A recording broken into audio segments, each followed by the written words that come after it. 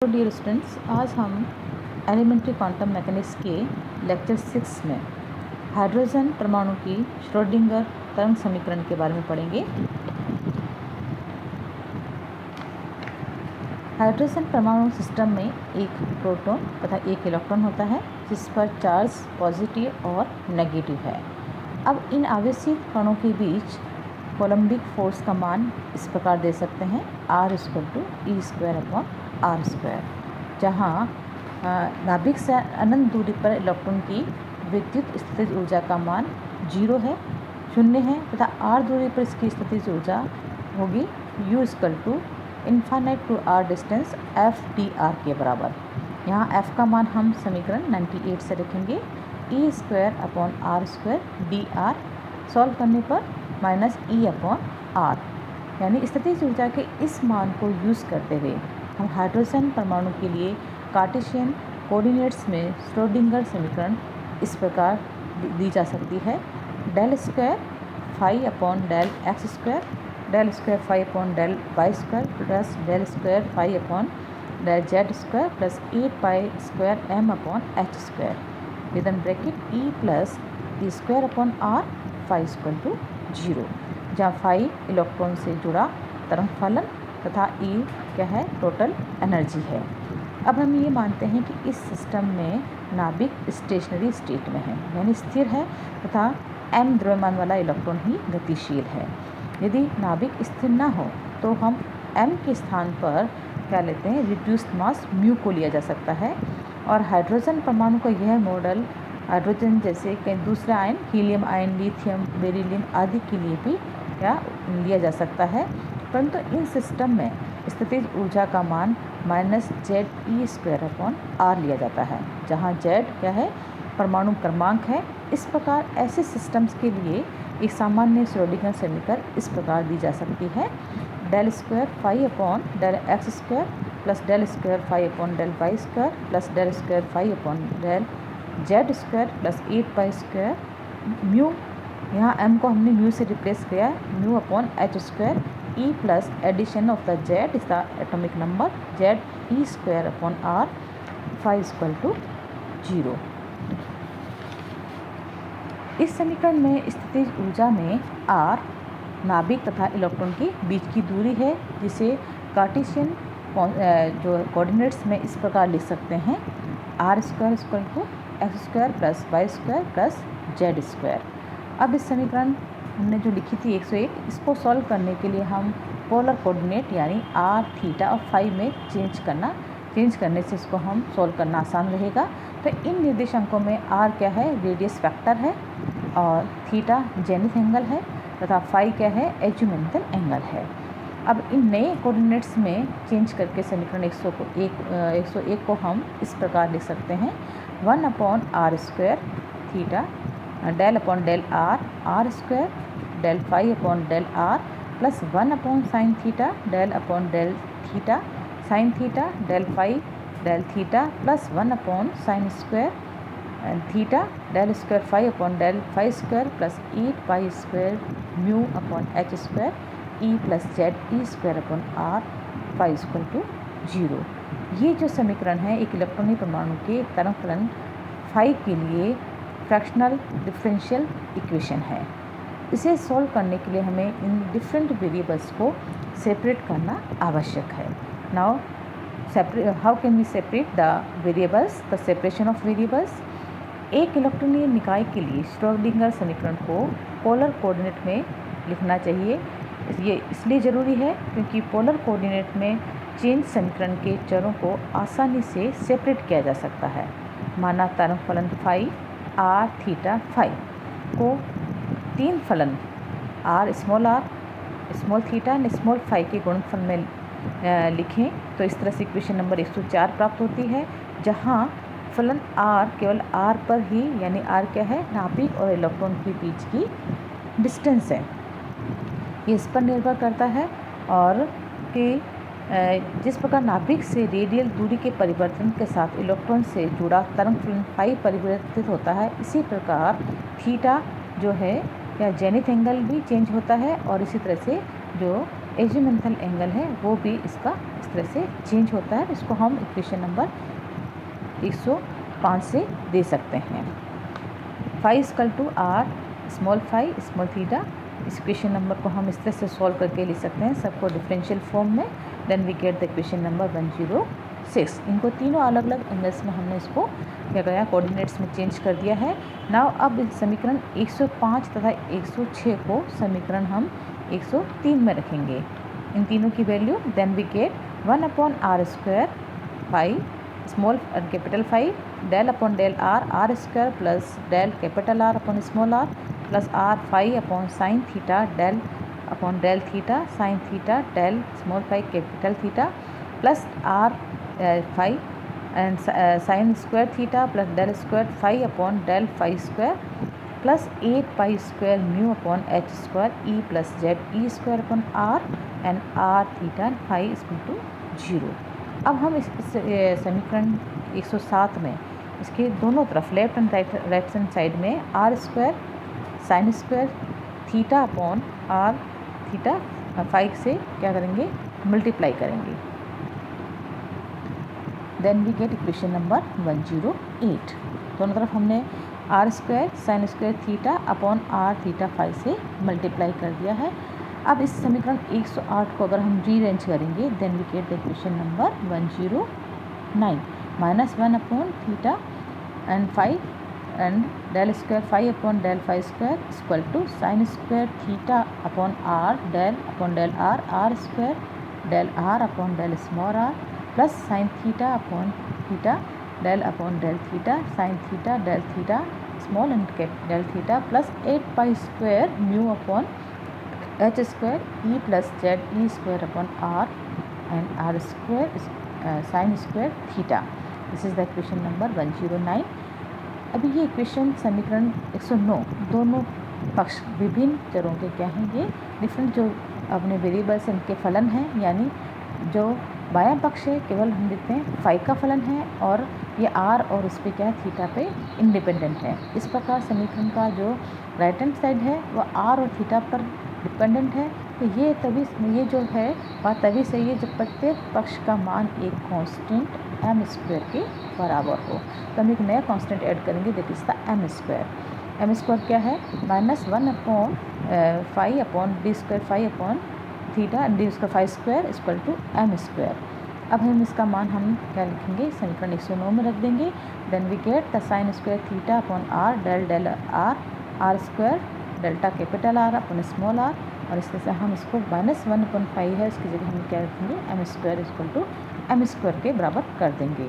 अब इक्वेशन जो है 111, इन दोनों के दोनों तरफ हम क्या करेंगे, साइन स्क्वायर थीटा से मल्टीप्लाई करेंगे। Equation number 1 is multiply by sine square theta, then we get the equation number 112 1 upon R del R square del capital R upon small R plus 8 pi square mu upon H square plus E upon Z E square upon R square. अब right hand side में M square sine square theta 1 upon theta sine theta del theta sine theta del theta upon del. इस समीकरण के दोनों पक्ष क्या है, अलग अलग जो है वेरिएबल्स पर निर्भर करते हैं, अतः प्रत्येक पक्ष का मान एक अन्य कांस्टेंट हम कैपिटल एल के बराबर मानते हैं। अब हम इसको क्या करेंगे, दोबारा रीअरेंज करेंगे, क्योंकि हमने इसको प्रत्येक इसका क्या माना है, दूसरा कांस्टेंट ऐड किया, that is the capital L.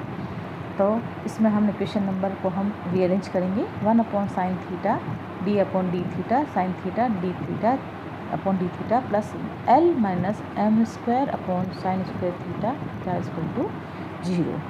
अब समीकरण 113 को अगर हम वापस लिखना है इस तरह से रीअरेंज कर सकते हैं कि आर इक्वल टू 0, यानी इस प्रकार समीकरण 103 के जो डिफरेंट वेरिएबल्स हैं इनको अलग अलग करके तीन हमको एकदम सिंपल डिफरेंशियल इक्वेशन 110, 113 और 114 मिल सकती है। इस तरह से हम तीनों के अलग अलग वैल्यूज़ को कैलकुलेट इजीली किया जा सकता है। Now another next topic is quantum numbers. अब इन जो डिफरेंशियल इक्वेशन है इनको सॉल्व करने का जो मेथड है इस तरह से है कि सबसे पहले हम इस तरह कैसे सॉल्व करेंगे। सबसे पहले समीकरण 110 से जो हमें फाई का मान मिला है कि उससे हम क्या निकाल सकते हैं, m के उन मानों को निकाल सकते हैं जिनके फलन वेल बिहेव्ड सॉल्यूशन को क्या कर सकते हैं, संभव कर सकें, यानी उसको हम कैलकुलेट किया जा सके। और इस प्रकार m के प्राप्त मानों को समीकरण हम 113 में रखकर l के उन मानों को ज्ञात किया जा सकता है जिनके लिए फलन क्या है, फाई का क्या मान हो, वेल बिहेव्ड क्या कर सकते हैं, हम उसको सॉल्यूशंस को डिटरमाइन कर सकते हैं। एंड पुनः हम L के जो मान मिलते हैं उनको समीकरण 114 में 114 में यूज़ कर कुल ऊर्जा E के उन मानों को ज्ञात किया जा सकता है जिनके लिए फलन R के मान क्या हो, अपने वेल बिहेव्ड सॉल्यूशंस को प्राप्त हो सके। तो ऊर्जा के E के यही मान परमाणु निकाय के इलेक्ट्रॉन ऊर्जा के लिए क्या होते हैं, अलाउ होते हैं, या यही मान क्या सही मानते हैं। और समीकरण 110 को सॉल्व करने पर यह फंक्शन मिलता है phi equal to a exponential im phi, जहाँ a एक है इंटीग्रेशन कांस्टेंट है। तरंग फलन फाई के मतलब वो एक्यूरेट होने के साथ ही यह कंडीशन ज़रूरी है कि इसका जो वैल्यू क्या है, सिंगल वैल्यू फंक्शन होना ज़रूरी है, यानी एक मानी फलन होना आवश्यक है। फलस्वरूप फाई भी एक दिक में किसी भी दिए गए बिंदु पर एक मानी फलन होना चाहिए, क्योंकि यह फलन क्या है, फाई का ही एक कंपोनेंट है। अतः इस कंडीशंस के अनुसार फाई का मान क्या होगा, फाई इक्वल टू 5 + 2 पाई होगा। यहाँ हम लिख सकते हैं a equal to exponential minus i m phi equal to a exponential im 5 + 2 pi के बराबर होगा, तथा ये तभी संभव होगा जब m का मान शून्य तथा धनात्मक अथवा पॉजिटिव या नेगेटिव हो, इंटीजर वैल्यू हो। अर्थात m इक्वल टू क्या हो सकता है, 0 ±1 ±2, जहाँ m एक क्वांटम नंबर है जिसे सामान्यतः चुंबकीय क्वांटम संख्या भी कहते हैं, क्योंकि एक चुंबकीय क्षेत्र में हाइड्रोजन परमाणु की ऊर्जा इसी क्वांटम संख्या पर डिपेंडेंट होती है। अब क्वांटम संख्या m के मान को अपने समीकरण 113 में रखकर L के उन मान को ज्ञात किया जाता है जिनके लिए क्या है, फाई का मान क्या हो, वो वेल इसमें बिहेव्ड सॉल्यूशंस को प्राप्त कर सकता हो। इस प्रकार L का प्राप्त मान इस प्रकार है, L इक्वल टू L + 1 के बराबर है।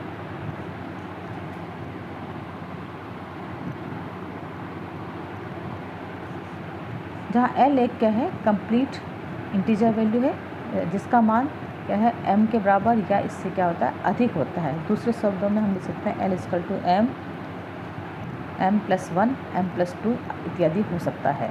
जहाँ L क्या है, उसका कोणीय संवेग या हम कह सकते हैं एजिमुथल क्वांटम नंबर है, क्योंकि यह कोणीय संवेग को निर्धारित करती है। एजिमुथल क्वांटम नंबर इज क्या है, डिटरमाइन द एंगुलर मोमेंटम। तो क्वांटम संख्या S से संबंधित कोणीय संवेग जो होता है वो उसका मान जो है वो होता है √L + 2 पाई द्वारा दिया जाता है। इस प्रकार समीकरण 117 में दिए गए L के मान तथा m के बीच जो है रिलेशन है वो इस प्रकार हो सकता है, m equal to 0 ±1 ±2 and so on +- L के बराबर हो सकता है। अब इस पुनः समीकरण हम क्या यूज़ करेंगे, 116 में L के मानों को समीकरण 114 में रखते हुए E के मान को हम कैलकुलेट कर सकते हैं। En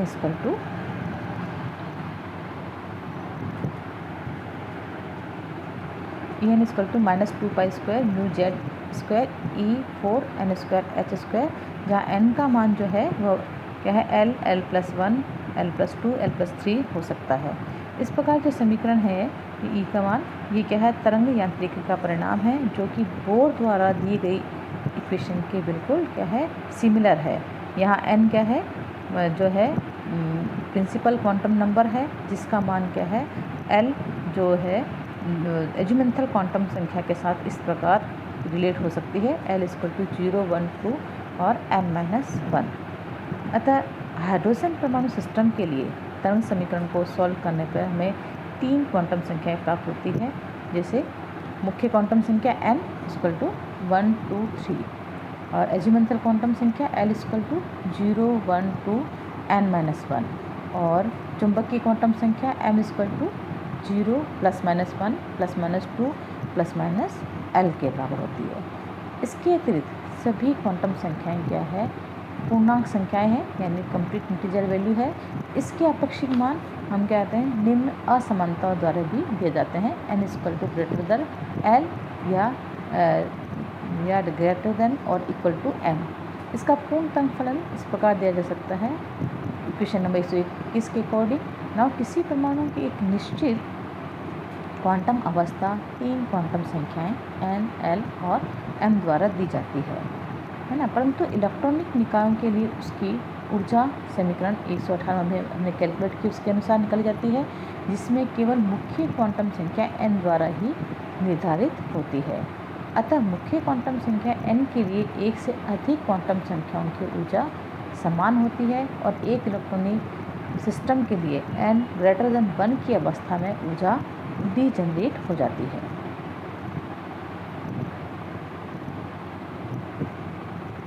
अब हम देखते हैं कि तीनों जो क्वांटम संख्याओं के अतिरिक्त एक चौथी क्वांटम संख्या ms, जो स्पिन क्वांटम संख्या कहलाती है, जिसका मान +½ या -½ होता है। अब चुंबकीय क्षेत्र की उपस्थिति में एक इलेक्ट्रॉन सिस्टम के लिए ms का मान पॉजिटिव क्लॉकवाइज डायरेक्शन में और नेगेटिव एंटी क्लॉकवाइज डायरेक्शन को दिखाता है। इस प्रकार किसी परमाणु में एक इलेक्ट्रॉन को पूर्ण रूप से व्यक्त करने के लिए यानी चारों क्वांटम संख्याओं का होना इम्पोर्टेंट है, यानी चारों क्वांटम संख्या ही क्या कहलाती है, एक इलेक्ट्रॉन को पूर्ण रूप से व्यक्त कर सकती है। तो इसको समझने के लिए हम एग्जाम्पल लेते हैं कि जब एक इलेक्ट्रॉन नाभिक B की तुलना में नाभिक A के निकट हो तो उस पर लगने वाला बल इसी परमाणु की विलगित अवस्था में नाभिक द्वारा लगने वाले बल के लगभग बराबर होता है। अतः नाभिक A के समीप अणुकक्षक उसकी विलगित अवस्था में परमाणु कक्षक के निकट है। इसी प्रकार यदि इलेक्ट्रॉन नाभिक B के समीप है तो उसके अणुकक्षक विलगित अवस्था में परमाणु कक्षक के समान माने जाएंगे। इस प्रकार अणुकक्षक को सभी परमाणुीय कक्षकों के रेखीय संयोग यानी LCAO के बराबर माना जा सकता है।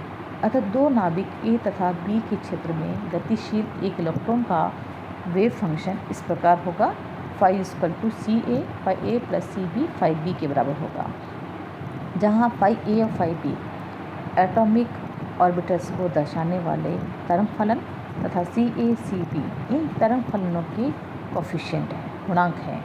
इन गुणांकों के मान इस प्रकार लिए जाते हैं कि अणुकक्षक की ऊर्जा का मान न्यूनतम प्राप्त किया जा सके।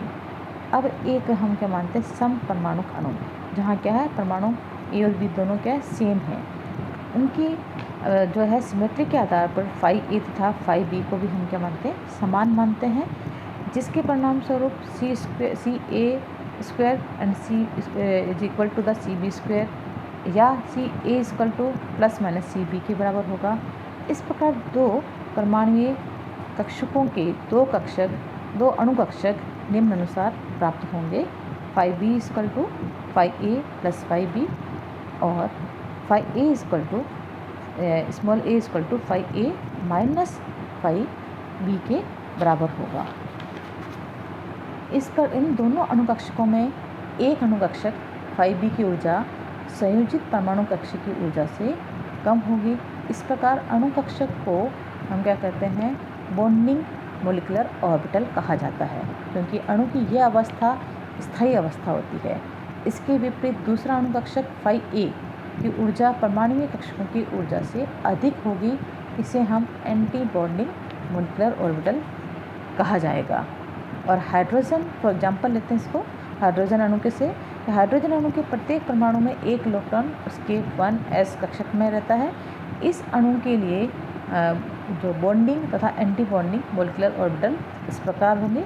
हम इसको फिगर से भी समझा सकते हैं कि दो इलेक्ट्रॉन 1s में A और 1s में B दोनों इलेक्ट्रॉन हैं, और इसको अगर जब इसका क्या होगा बॉन्डिंग होगा तो क्या होगा, और ऑर्बिटल के अकॉर्डिंग तो phi B = क्या होगा HA 1s + HB 1s के बराबर होगा। जब एंटी बॉन्डिंग होगा तो क्या होगा, phi A = HA 1s - HB 1s के बराबर होगा। तो इस तरह से हम हाइड्रोजन अणु के बॉन्डिंग और एंटी बॉन्डिंग मोलिकुलर ऑर्बिटल को समझा सकते हैं। तो it is our this chapter quantum mechanics, elementary quantum mechanics. And जो नेक्स्ट है वो हम आगे हम दूसरे लेक्चर में पढ़ेंगे। इस वीडियो को आप क्या है उसको DC पे सब्सक्राइब कर सकते हैं। थैंक्स।